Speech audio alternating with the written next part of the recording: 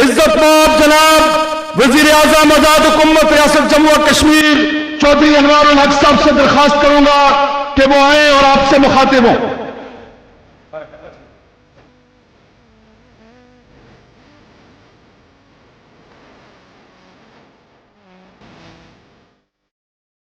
اعوذ باللہ من الشیطان الرجیم، بسم اللہ الرحمن الرحیم۔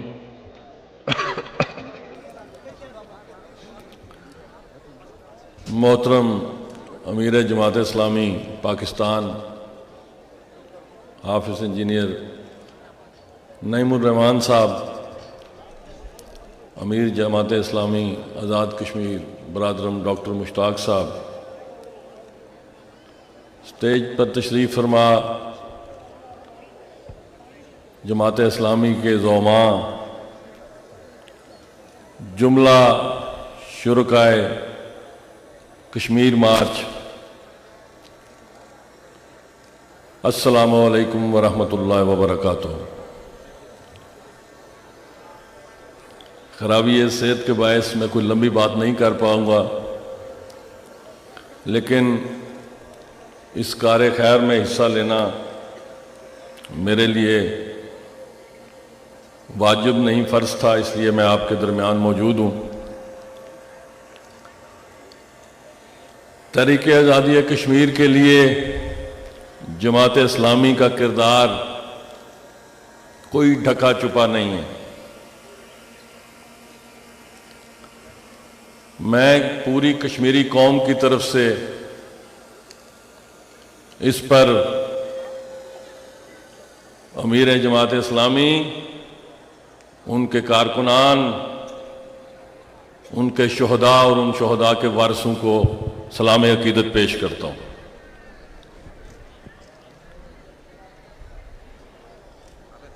آپ نے دیکھا کہ گزشتہ دنوں تقریباً 1 ماہ قبل 5 جنوری کو ایک تقریب کے دوران وزیر اعظم آزاد کشمیر نے واشگاف الفاظ میں اخلاقی، سیاسی، سفارتی حمایت سے ایک قدم آگے جہادی کلچر کو اپنانے کا اعلان کیا۔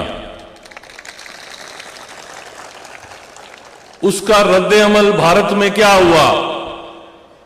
بھارت کے وزیر دفاع راج ناتھ سنگھ نے مقبوضہ جموں کشمیر میں اخنور کے مقام پر خاکسار کو مخاطب کر کے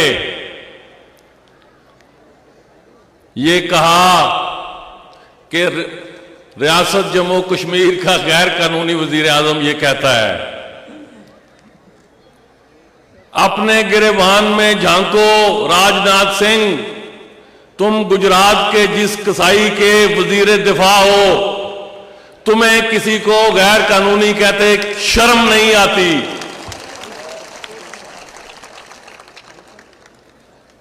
گوا سے تم نے جو عیسائیوں کی عبادت گاہوں کو نظر آتش کر کے انہیں زندہ جلایا، جو تم نے دلتوں کے ساتھ کیا، جو تم نے نہ صرف مقبوضہ کشمیر بلکہ گو ماتا کے نام پر پورے ہندوستان میں مسلمانوں کے خون کی جس طرح ہولی کھیلی، اس کے بعد بھی تم کسی کو غیر قانونی قرار دے سکتے ہو، جبکہ تمہارا وجود ہی انسانیت کے لیے سب سے بڑا خطرہ ہے۔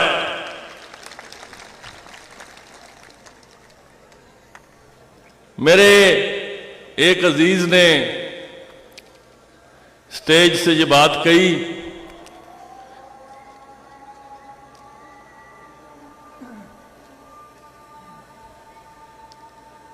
اذان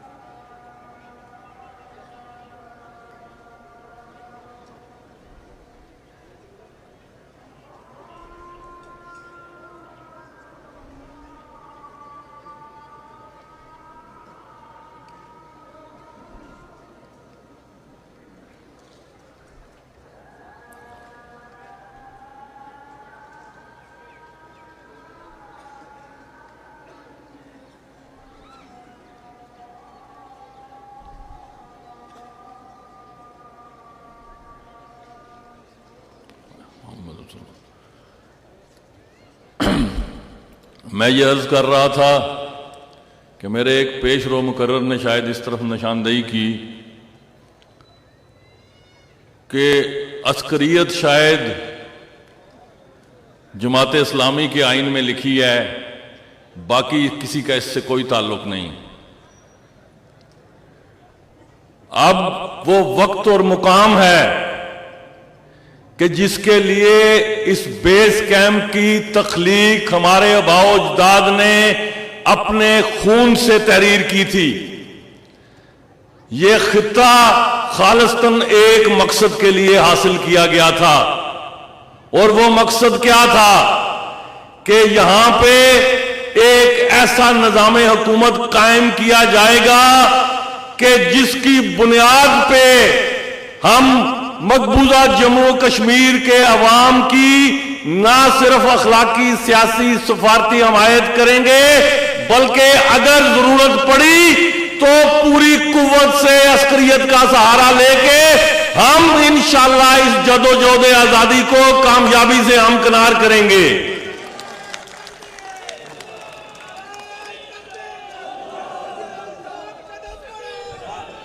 لیکن ہوا کیا؟ گزشتہ چند برسوں میں اقتدار کی میوزیکل چیئر نے، تعمیر و ترقی نے، انسانی ضروریات نے ہمیں ہمارے اصل سے اتنا دور لے جانے کی کوشش کی کہ تحریک آزادی کشمیر پر بھی دھند چھا گئی۔ اور یاد رکھیے، یہ مقدمہ اگرچہ امت مسلمہ کا ضرور ہے، لیکن اگر اسے کشمیری قوم نے نہیں لڑنا تو پھر آپ برادر اسلامی جمہوریہ پاکستان کے لوگوں سے بھی یہ توقع نہ کریں کہ آپ تو خود یہاں اقتدار کی میوزیکل چیئرز کے مزے لیں اور آپ کے حصے کا کام بھی ملک پاکستان کے دوست کریں۔ یہ منافقانہ رویے دور کرنے پڑیں گے، اصل کی طرف لوٹنا پڑے گا۔ اللہ کی کتاب کی حقانیت کو پوری قوت کے ساتھ بیان کرنا پڑے گا، نہ صرف بیان کرنا پڑے گا، اس پر عمل بھی کرنا پڑے گا۔ کہاں پڑھا آپ نے اپنے آباء و اجداد سے، اپنے اسلاف سے کہ محض اخلاقی، سیاسی، سفارتی حمایت سے آزادی کی شمع روشن رہے گی اور وہ کامیابی کی منزل تک پہنچے گی؟ اگر ایسا ہوتا تو پھر پہلا غزوہ ہی نعوذ باللہ کیوں لڑا جاتا؟ فرشتے آپ کی مدد کو کب اتریں گے؟ جب آپ اخلاقی، سیاسی، سفارتی حمایت سے آگے جائیں گے۔ یہ مقدمہ اگر وقتی طور پر تھوڑا سا کمزور بھی ہوا تو الحمدللہ اللہ نے اس کشمیر کی غیور دھرتی میں ابھی بھی وہ بیٹے پیدا کیے ہیں کہ جو اللہ کے دین کی نصرت کے لیے اپنی جانوں کو ہتھیلی پر رکھ کے انشاءاللہ نریندر مودی تمہاری بھارتی فوج کے ساتھ نبردازماں ہونے کے لیے پوری قوت سے تمہارے ساتھ ٹکرائیں گے۔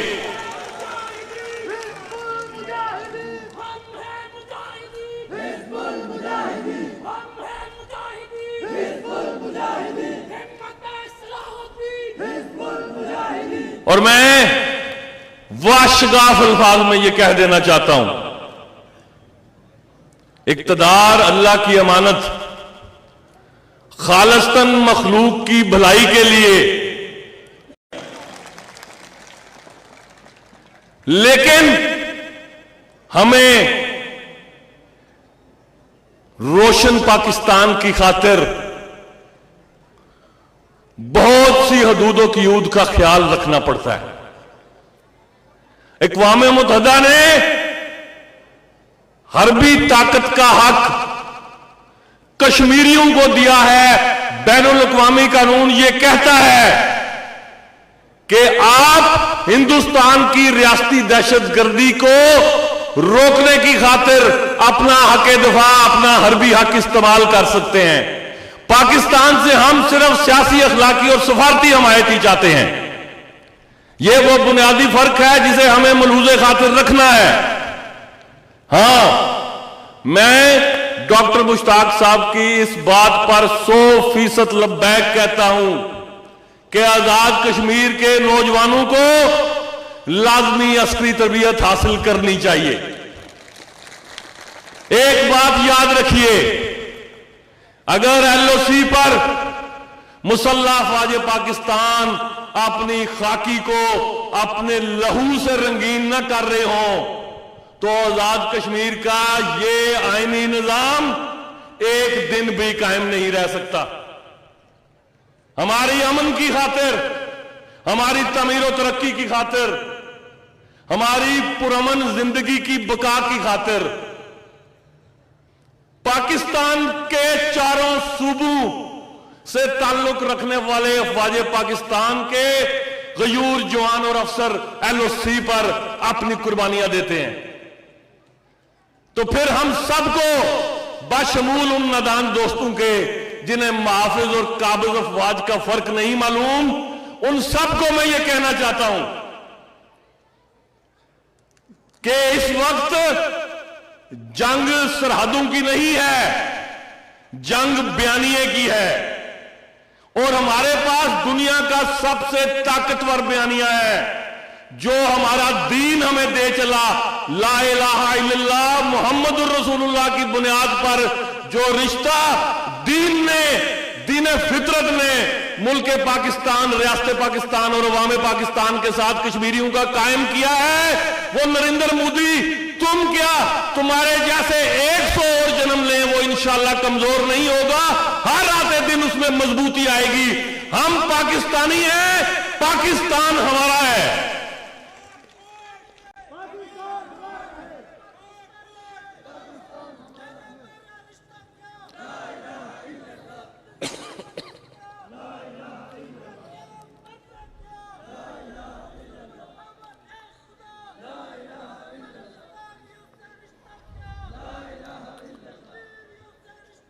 मैं इख्तितामी कलमात की तरफ आते हुए, क्योंकि मैंने पहले अर्ज की थी कि खराबी सेहत के बायस लंबी बात नहीं कर पाऊंगा, आपको हम सबको हाफिज साहब की पुरमग़ज़ गुफ्तगू से भी इस्तिफ़ादा हासिल करना है। इजाज़त लेने से पहले सिर्फ एक अर्ज करना चाहूँगा कि हमें एक नुक्ते पर आज़ाद कश्मीर में इत्तफ़ाक़ राय पैदा करना है, और वो नुक्ता क्या है? वो नुक्ता है हक़ खुद इरादियत का हसूल। 10 लाख काबिज़ अफ़वाज से मौजूदा जम्मू कश्मीर के अवाम की गुलूखासी, वो गुलूखलासी हमें अता हो जाए, हम हासिल कर लें, अपने ज़ोरे कुव्वत पे हासिल कर लें।